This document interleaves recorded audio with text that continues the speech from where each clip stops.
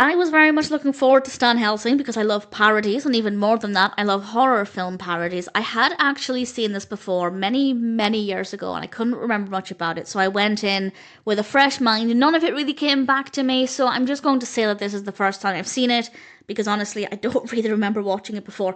This was released in 2009. It's directed by Bo Zenga, written by Zenga, with a cast including Steve Howey, Diora Baird, Kenan Thompson, Desi Lydic, Leslie Nielsen, and various others. And it is a parody of various horror films. It's about a character called Stan who learns that he might have a connection with Van Helsing and he might have to fight some monsters. And there's a bit more to it than that, but that's the basic premise. As a story, it's fine.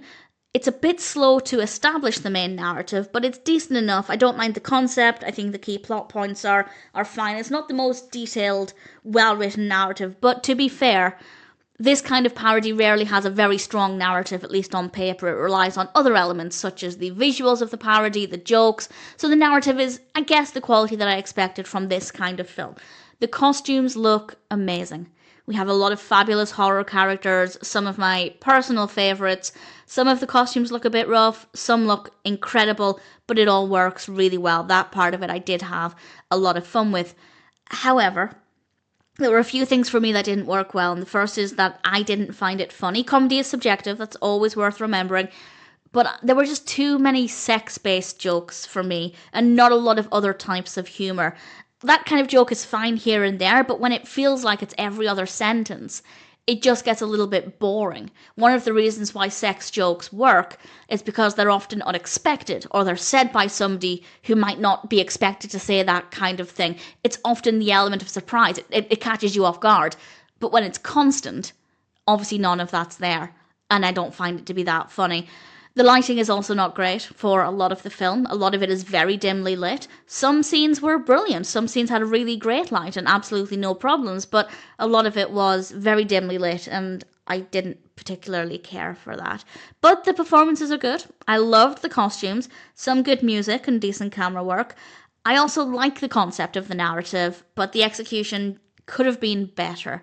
But at the end of the day, if you love horror parodies, I'd say it's worth watching. I do think, though, that the ideal audience is quite niche, which is not necessarily a bad thing. A film is allowed to have a niche audience, but you have to be a horror fan and a parody fan and a fan of films where most of the comedy is sex-based. If you don't tick all three boxes, I don't think you'll love it. I think if you tick two of the boxes, you may enjoy it, and thankfully for me, I do tick two of the boxes. But I don't think it's a film that will appeal to everybody. And that's fine. Many films are for a more niche audience, so that's more of an observation than a criticism.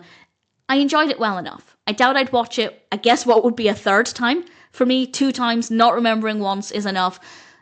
I didn't hate it. I definitely didn't hate it.